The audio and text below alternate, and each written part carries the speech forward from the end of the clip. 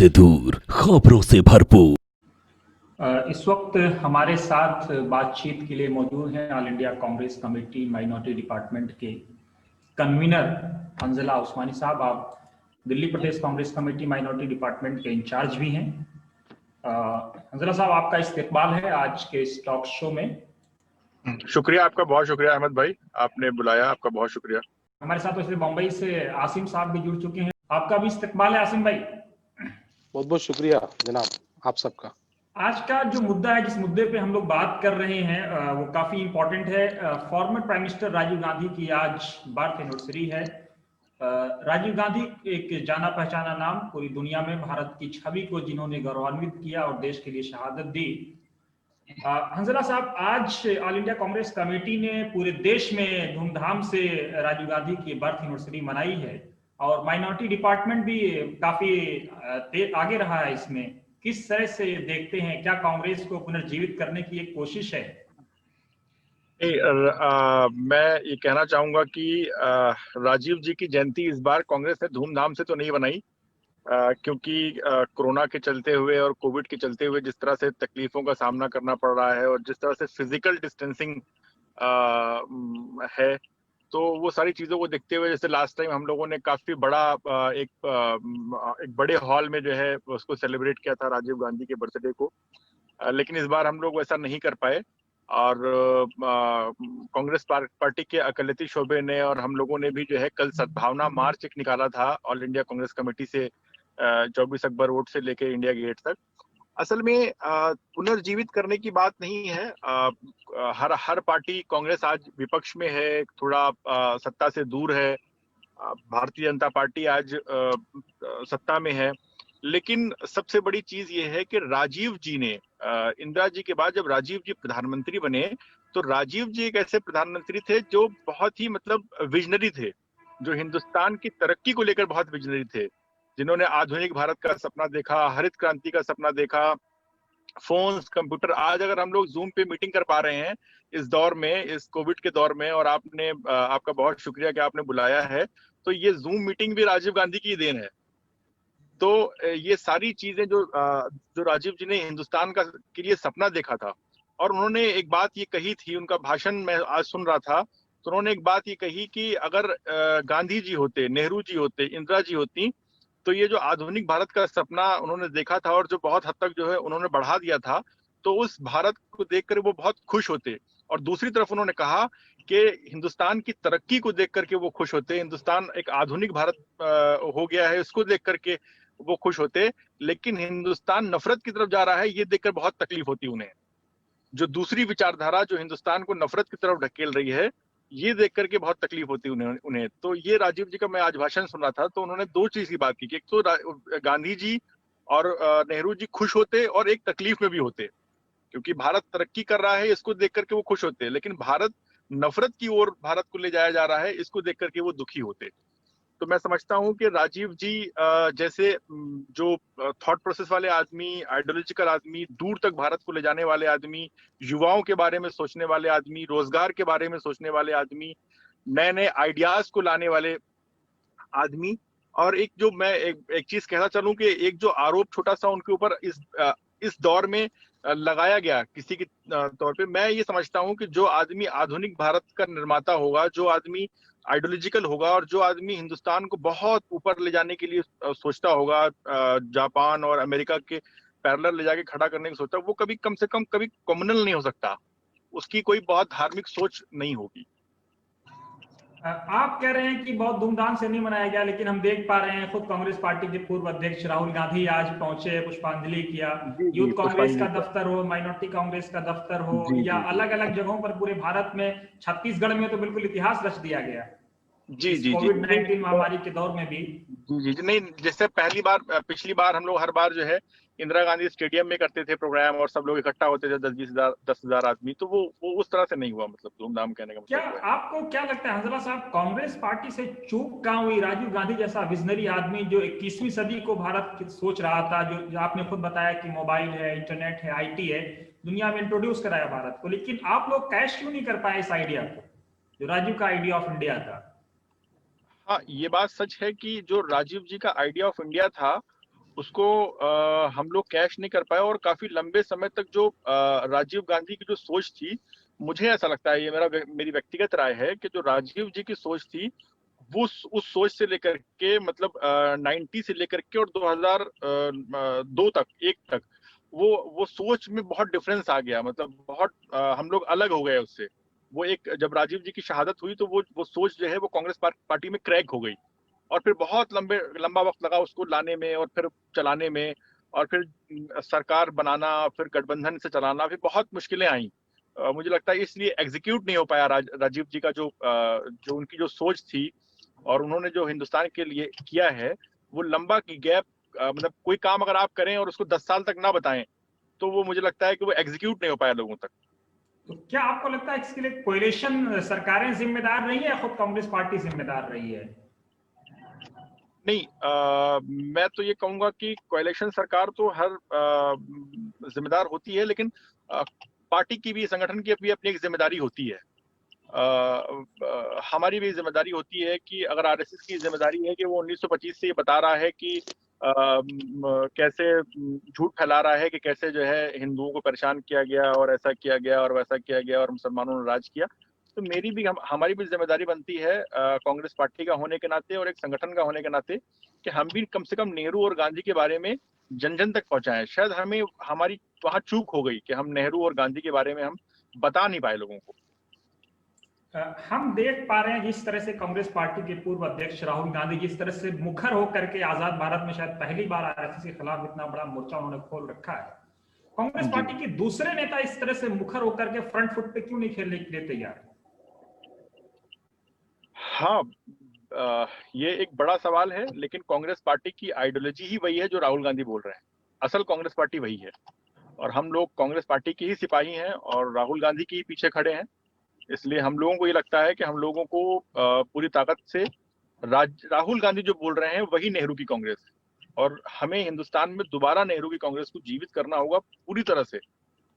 अगर नेहरू की कांग्रेस जीवित होगी, देखिए विजन क्लियर होना चाहिए। आज भारतीय जनता पार्टी इतने उसमें है तो उसका विजन क्लियर है, उसका कट्टरपंथ उसका क्लियर है। जब विजन क्लियर है तो आप चाहे लेफ्ट के हों या राइट के हों या बीच के हों, आपको लोग सुनेंगे। विजन क्लियर होना चाहिए। तो हमें लगता है कि हमारा भी विजन, कांग्रेस पार्टी का जो क्लियर विजन था, जो गांधी और नेहरू का जो विजन था, वही कांग्रेस पार्टी का विजन है और उसे बहुत स्पष्ट रूप से राहुल गांधी रख रहे हैं और सारे कांग्रेस पार्टी के कार्यकर्ताओं को वैसे ही रखना चाहिए। तो इसके लिए क्या रूपरेखा एज अ माइनॉरिटी डिपार्टमेंट, क्या आप एक नेशनल लीडर होने के नाते, कन्वीनर होने के नाते, दिल्ली का प्रभारी होने के नाते, क्योंकि दिल्ली में भी कांग्रेस पार्टी काफी बुरे हालत में है, क्या आइडियोलॉजी आप लोग अपनाएंगे? नहीं, हम लोग वही आइडियोलॉजी अपनाएंगे और हम लोगों का ये कर्तव्य है और हम लोग ये सोच भी रहे हैं और करेंगे पूरी तरह से कि जो नेहरू, गांधी और आजाद की कांग्रेस थी, उसी कांग्रेस को जन जन तक पहुंचाना है। नेहरू, गांधी और आजाद की कांग्रेस को ही जन जन तक हमें पहुंचाना है। उन्हीं की बातों को हमें पहुंचाना है कि ये देश आजाद कैसे हुआ, इस देश में आरएसएस का आजादी में आरएसएस का योगदान क्या था और ये मतलब कैसी कैसी तहरीकें चली। गांधी को रेशमी रुमाल तहरीक चली, देवबंद के लोगों ने, यहाँ ने, तमाम उलमाओं ने कैसे चंदा देकर के गांधी जी की यात्राएं कराई, कैसे कितने लोगों ने शहादत दी, कैसे नेहरू की सोच क्या थी, नेहरू ने क्या क्या किया, मौलाना आजाद की सोच क्या थी जब देश का बंटवारा हुआ, देश अलग हुआ, तो उन्होंने जामा मस्जिद की सीढ़ियों से क्या कहा और देश कितनी मुश्किलों से और किन किन लोगों ने आजाद कराया है, ये बताने की जरूरत है। हमें लगता है कि फर्जी राष्ट्रवाद बनाम नेहरू गांधी राष्ट्रवाद पे हमें लड़ाई लड़नी पड़ेगी। तो आप जो जिस फर्जी राष्ट्रवाद पर आरोप लगा रहे हैं उसको काउंटर करने के लिए फार्मूला क्या है आप लोगों के पास? क्योंकि हम देख पा रहे हैं पत्रकार की राहुल गांधी फील्ड में अकेले नजर आ रहे हैं। नहीं, हम लोग पूरी तरीके से साथ हैं और राहुल गांधी जहां भी जिस तरह भी हम लोगों को आदेश देंगे, हम लोग पूरी तरह से जो है उनके साथ, कांग्रेस पार्टी का एक एक कार्यकर्ता खड़ा है और इस लड़ाई को, जो लड़ाई हिंदुस्तान में चल रही है, इस लड़ाई को पूरी ताकत से लड़ने का काम करेंगे। फर्जी राष्ट्रवाद का मतलब है जिस आरएसएस ने भारत छोड़ो आंदोलन का विरोध किया, जिस आरएसएस ने तिरंगे का विरोध किया, जिस आरएसएस ने गांधी का विरोध किया, जिस आरएसएस ने गांधी की हत्या की, जिस आरएसएस ने 60 रुपए में हिंदुस्तान की मुखबिरी की, जिस आरएसएस ने माफी मांगी, अंग्रेजों से उस फर्जी राष्ट्रवाद को हम लोगों को घर घर जाके बताना पड़ेगा और नेहरू और गांधी के राष्ट्रवाद पर ही लड़ाई होगी।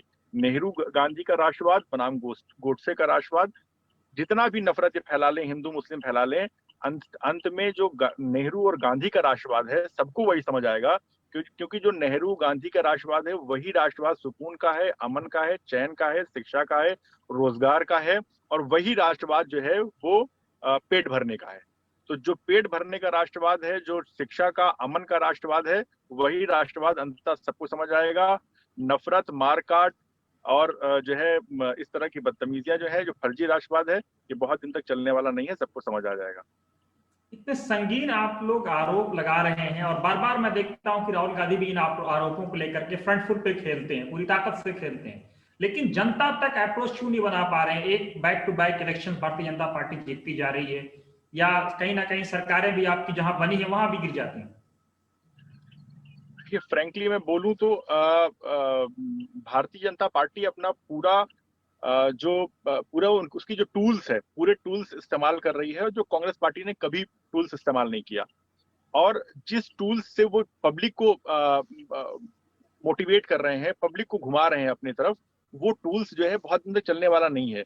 ये धार्मिक उन्माद वाला जो टूल्स है, जो धर्म की एक धार्मिक क्रांति चलाई है, मतलब धर्म की क्रांति, हिंदू क्रांति, इस तरह की जो क्रांति चला रहे हैं, ये बहुत दिन तक चलने वाली नहीं है, क्योंकि अंत में सबको रोजगार चाहिए होता है, सबको शिक्षा चाहिए होती है, सबको तालीम चाहिए होती है, सुकून चाहिए होता है, और सबको चैन चाहिए होता है। तो ये सारी चीज जो है भारतीय जनता पार्टी की सरकार में नहीं है। ठीक है, वो 6 साल 7 साल से एक हिंदू क्रांति चला रहे हैं, एक फर्जी राष्ट्रवाद चला रहे हैं, एक मतलब दो कम्युनिटी को अलग कर दिया। उन्होंने ये दिखाने की कोशिश की कि देश में मोदी जो है वो प्रधानमंत्री नहीं है बल्कि हिंदू राजा हैं। तो ये सारी जो चीजें कोशिश की हैं, ये थोड़े वक्त हो सकता है। ये ऐसा खतरनाक नैरेटिव कम से कम हिंदुस्तान में लंबे समय नहीं चल सकता।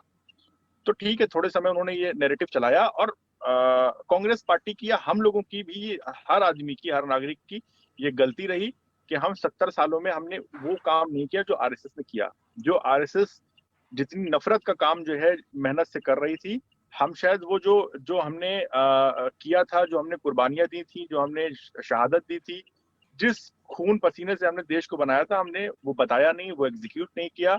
हमसे कहीं कमी रह गई एग्जीक्यूट करने में, और वो उस चीज को भुना ले गए। लेकिन बहुत लंबे वक्त तक जो है ये सारी चीजें नहीं चलती हैं, क्योंकि अंत में सबको जीना होता है, सबको सुकून से जीना होता है। जैसा कि मैंने पहले भी कहा कि सबको शिक्षा, रोजगार, रोटी चाहिए होती है। क्या रोड मैप होगा पीस को फैलाने के लिए, जस्टिस को फैलाने के लिए, मानवता को फैलाने के लिए आप लोगों का? क्योंकि अब आप लोग तो आरोप लगा रहे हैं कि फेसबुक पर भी बीजेपी का कब्जा हो चुका है। मैं तो ये कहता हूँ, मैं तो इस चीज का कायल हूँ, और मैं ये कहता हूँ कि हमें ना ये फेसबुक छोड़ के अब जमीन पे उतर जाना चाहिए। क्योंकि ये जो आईटी सेल है, ये आईटी सेल पूरी तरह से एक्सपोज हो चुका है। जो लोग उनके फॉलोअर भी हैं, वो भी जानते हैं कि हाँ, इस पे जो चल रहा है झूठ चल रहा है। तो हमें ये लगता है कि अब हमें पूरी तरह से जमीन पे उतर जाना चाहिए, और पूरी तरह जमीन पे उतर के बताना चाहिए। और सबसे बड़ी चीज, जो राहुल गांधी का स्टैंड है, पूरी कांग्रेस पार्टी को और हम सबको वही स्टैंड लेना चाहिए, क्योंकि वही नेहरू और गांधी का स्टैंड है, और वहीं से हमारा क्लैरिफिकेशन होगा कि हम क्या मानते हैं और वो क्या मानते हैं।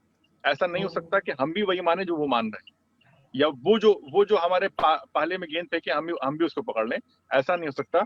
इस चीज को क्लियर करना पड़ेगा कि हम क्या मानते हैं और वो क्या मानते हैं। हम नेहरू और गांधी को मानते हैं, प्यार मोहब्बत को मानते हैं, सच्चाई को मानते हैं, न्याय को मानते हैं, और वो इसके विपरीत मानते हैं। तो हमें इसका क्लैरिफिकेशन करना पड़ेगा, दोनों को डिवाइड करना पड़ेगा, दिखे कि हाँ, ये अलग अलग है। आप लोगों पर तो ये भी आरोप है कि बगैर सेनापति के सेना कैसे जंग लड़ जाएगी सर? नहीं, हमारे पास तो सेनापति हमारी अभी सोनिया गांधी है, हमारी राष्ट्रीय अध्यक्ष। उसके बाद राहुल बीमार चल रही हैं, कैसे काम होगा? प्रियंका गांधी है। मैं आपको बताऊं कि जो है, अध्यक्ष की लोग कह रहे हैं आपको जरूरत है, भाजपा भी बार बार आरोप लगाती है। बीमार चल रही है। नहीं, मैं ये कहता हूं कि जब नफरत से आप बोलेंगे तो चिल्लाने की तो फिर बहुत ताकत की जरूरत होती है जिस्म में, लेकिन जब आप प्यार से बोलेंगे तो 2 शब्द ही काफी होते हैं। तो हम तो बीमार रह के भी काम कर सकते हैं, क्योंकि हमको बहुत चीख के नहीं बोलना है। क्योंकि जब हम नफरत में बोलेंगे तो बहुत चीख के बोलेंगे, और प्यार से बोलेंगे तो बहुत शांति से बोलेंगे। तो बीमार रह के भी उतना ज्यादा हम काम कर सकते हैं जितना वो अच्छे रह के नहीं कर सकते। तो इसका मतलब ये माना जाए अभी राहुल गांधी आने वाले नहीं है? राहुल गांधी हमारे नेता हैं, इस देश के नेता हैं, कांग्रेस के नेता हैं। राहुल गांधी पूरी तरीके से हैं। अध्यक्ष सोनिया जी हैं, श्रीमती सोनिया गांधी अध्यक्ष हैं, लेकिन हमारे नेता राहुल गांधी हैं, पूरी तरह से हैं। मेरा सेकंड लास्ट सवाल है, काफी थोड़ा सा तीखा होगा अंजला साहब। मैंने देखा ये है कि आज भी राहुल गांधी ने जो ट्वीट किए हैं, बैक टू बैक कई ट्वीट्स उन्होंने किए हैं रोजगार को लेकर के, भुखमरी को लेकर के, आने वाले दिनों में जॉब क्राइसिस को लेकर के। इससे पहले भी उन्होंने फरवरी में कोरोना को लेकर के चौंकाया था और चेताया था कि आने वाले दिनों में इसके परिणाम अच्छे नहीं होने वाले। और वो आज हम देख पा रहे हैं कि जो कुछ उन्होंने कहा था ये हो रहा है, लेकिन फिर भी देश क्यों नहीं समझ रहा है? कहाँ चूक हो रही है आप लोगों से? नहीं, एक बार आप अपना सवाल फिर से करें, मैं समझ नहीं पाया। आज भी हम लोगों ने राहुल गांधी के ट्वीट को देखा है, उन्होंने जॉब क्राइसिस को लेकर के, बेरोजगारी को लेकर के, भुखमरी को लेकर के चेताया है, कहा है कि 5-6 महीने बाद हालात बहुत गंभीर होने वाले हैं। जी 6 महीना पहले भी इन्होंने कोरोना पे चेताया था, लेकिन उसके बावजूद उनका मजाक उड़ाया गया। तो आप लोग जो राहुल गांधी जो इतने विजनरी नेता है, उनको पप्पू साबित कर दिया गया, जो भी तरीका रहा, व्हाट्सएप यूनिवर्सिटी रहा हो, लेकिन आप लोग इसको जमीन पे क्यों नहीं उतार पा रहे हैं कि राहुल गांधी की विजन बहुत दूरदर्शिता है, वो 10 साल, 50 साल, 5 साल, 6 महीना आगे सोचते हैं। नहीं, हम और तमाम जितने भी कांग्रेस पार्टी के बड़े नेता हैं, छोटे कार्यकर्ता हैं, सब लोग जमीन पर जाते हैं तो यही बताते हैं कि मैं सच बताऊं कि मैंने तो कई जगह कहा और बहुत सारे नेताओं ने कहा कि जिस दिन राहुल गांधी प्रधानमंत्री बनेंगे और अपने प्रधानमंत्री बनके अपना कार्यकाल 5 साल पूरा करेंगे, तो हिंदुस्तान की जनता को बहुत अफसोस होगा और खास करके युवाओं को बहुत अफसोस होगा कि उन्होंने अपना कितना टाइम जाया कर दिया। जो युवा 6 साल पहले जब उसने मोदी को वोट दिया था, 7 साल पहले, तो वो 20 साल का था, 27 साल का है, और जब आने वाले समय में वोट देगा तो 32 साल का हो जाएगा। लेकिन वो 20 साल से 32 साल में उसने अपना कितना नुकसान किया है कि वो न उसके पास रोजगार है, न उसके पास शिक्षा है, न उसके पास खाने को रोटी है, न उसके पास घर चलाने को पैसा है। तो उसको, युवाओं को ये समझना चाहिए कि मोदी कहाँ कहाँ एक्सपोज नहीं हुए, क्या क्या नहीं बोला, लेकिन हिंदुस्तान की जनता को समझना चाहिए। मेरा तो ये मानना है, मैं ये सोचता हूँ कि एक खास तरह की क्रांति मोदी को लेकर के चलाई गई है एक दूसरे तबके में, जो सब कुछ जानते हुए भी, सब कुछ जान रहा है कि इस आदमी से देश नहीं चलेगा, इस आदमी से रोजगार नहीं मिलेगा, ये आदमी देश तबाह कर देगा, लेकिन एक धार्मिक उन्माद उनके जहन में डाल दिया गया है।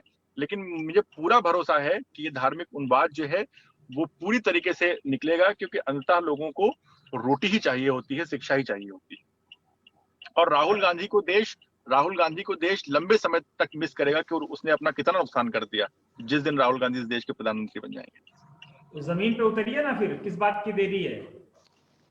तो जमीन पे है, हम लोग जमीन पे ही हैं। और वैसे भी इस वक्त मैं देख पा रहा हूँ लॉकडाउन में भी आप सड़क पे दौड़ रहे हैं।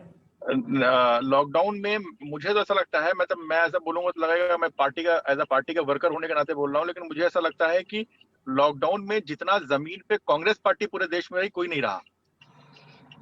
और किसी भी पब्लिसिटी की उसमें नहीं, बहुत एकदम पूरा हमारे एक कार्यकर्ता ने अपने जान को जोखिम में डाल के इस इतनी बड़ी आपदा को, इतनी बड़ी बीमारी को, जो इतना बड़ा हुआ बनाया गया कि भाई साहब 1 मिनट में आदमी मर जाएगा, उसको भी दरकिनार करके, उसको भी ताक पे रख के, और हमारे सारे कार्यकर्ता जो है वो रोड पे और भीड़ के बीच रहे।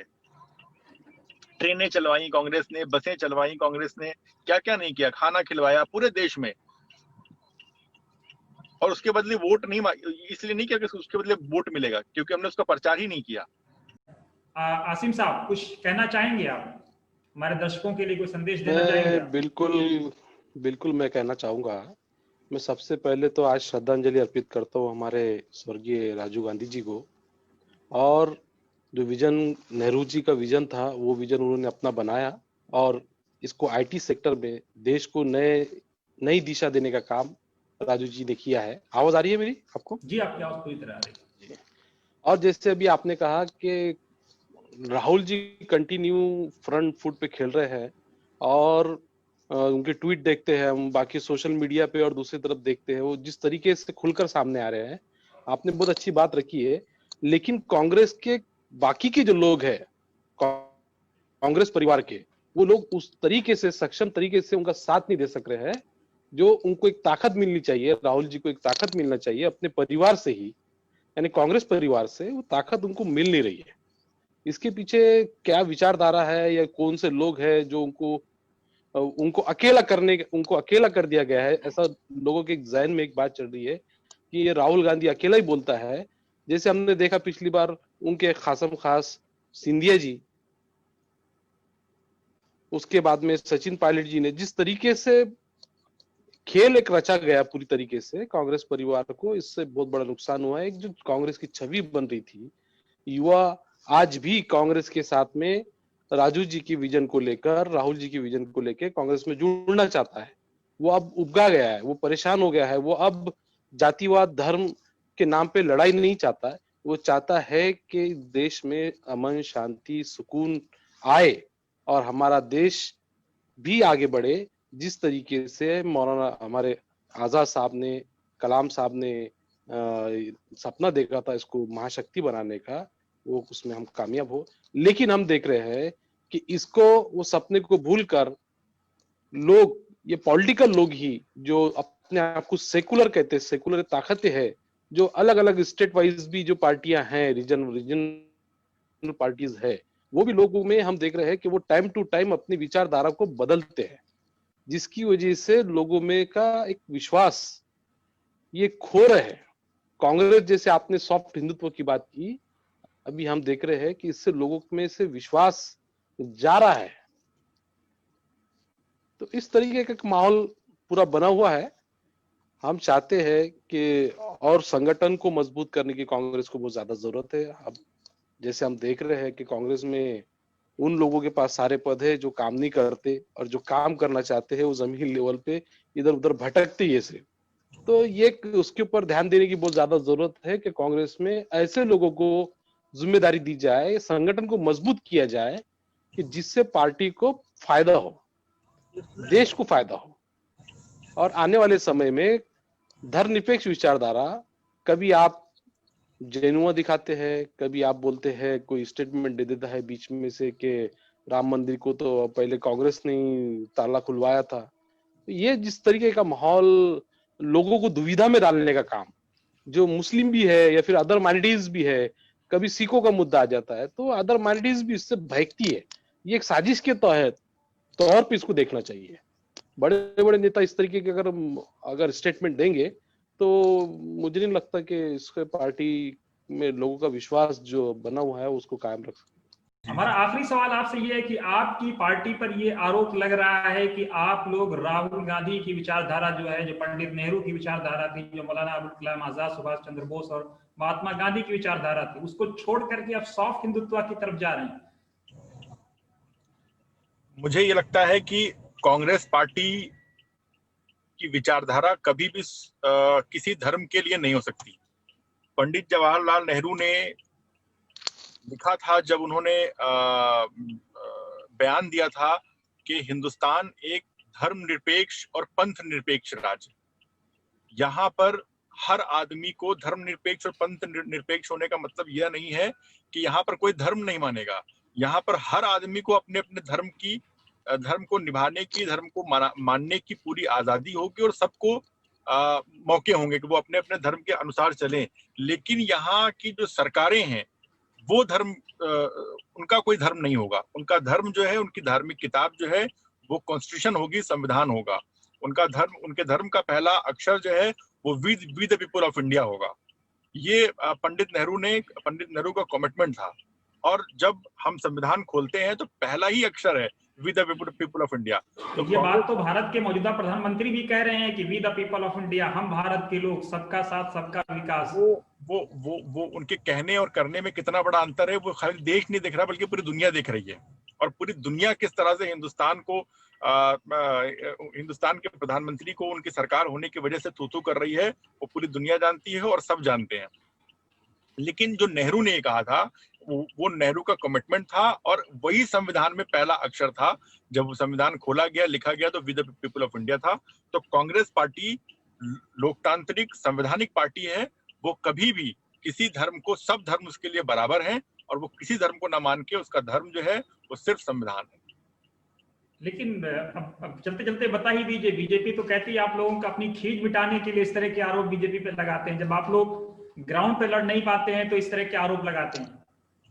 नहीं, ग्राउंड पे मैं एक बार आपको फ्रैंकली बोलूं कि ग्राउंड पे न लड़ पाने का मतलब ये होता है कि हमेशा लड़ाई जो है वो लोकतांत्रिक लड़ाई होती है, पॉलिटिकल लड़ाई होती है। साहब का इंतकाल हो गया, अल्लाह उनको जन्नत नसीब, के सिर्फ खंजर ही नहीं है तो वो शेर दोबारा पढ़ लीजिए, आवाज आपकी क्रैक हो रही है। आंखों में लड़ते वक्त भी जो है वो आंखों में पानी रखना पड़ेगा, बिलो द बेल्ट नहीं जा सकते भारतीय जनता पार्टी के लिए। नफरत की सियासत, लड़ाई तब होती है जब नफरत से ऊपर हो, लोकतांत्रिक लड़ाई हो, वैचारिक लड़ाई हो, मुद्दों की लड़ाई हो। लेकिन जब धर्म की लड़ाई हो जाएगी, धार्मिक लड़ाई हो जाएगी और किसी को इस तरह से पेश किया जाएगा कि ये प्रधानमंत्री नहीं है, भारत का प्रधानमंत्री नहीं है बल्कि एक हिंदू राजा है, तो फिर वहां पर दिक्कत हो जाती है। तो फिर वहां पर ये जो संविधान के अक्षर हैं, संविधान की किताबें हैं, ये जो भी घटनाक्रम इतने दिनों में हिंदुस्तान में घटा इन 6 सालों में, कौन आदमी कहेगा कि यहाँ संविधान की किताब को माना जा रहा है? कौन से संविधान के लॉज को माना गया है? कौन से संविधान के अक्षर को माना गया है? कौन सा लोकतंत्र है यहाँ? यहाँ तो आरएसएस और भाजपा ने, मोदी ने सारा लोकतंत्र, सारा संविधान, सारी एकता, सारा भाईचारा सब कुछ खत्म कर दिया, बल्कि यहाँ तक कि रोटी खत्म कर दी लोगों की। अब ये हिंदुस्तान के लोगों को तय करना है कि उन्हें नफरत के साथ रहना है या मोहब्बत के साथ रहना है, उन्हें रोटी के साथ रहना है या बेरोजगारी के साथ रहना है। वो हिंदुस्तान में प्रधानमंत्री चुनना चाहते हैं कि हिंदू राजा चुनना चाहते हैं, ये भारत के हमारे मेजोरिटी के भाइयों पर निर्भर करता है। और उन्हें ये सोचना चाहिए गंभीरता पूर्वक कि वो कहाँ खड़े थे पहले और 6 साल पहले और आज कहाँ खड़े हैं। शुक्रिया हमसे बात करने के लिए, बहुत बहुत शुक्रिया अब्दुल्ला साहब। बहुत शुक्रिया साहब, आपने बुलाया, आपने इज्जत दिया, आपकी हौसला अफजाई का बहुत शुक्रिया। नहीं, बहुत बहुत शुक्रिया आप हमसे बातचीत करने के लिए। हम आशा करते हैं कि भविष्य में भी इस तरह आपसे बातचीत होती रहेगी। बिल्कुल।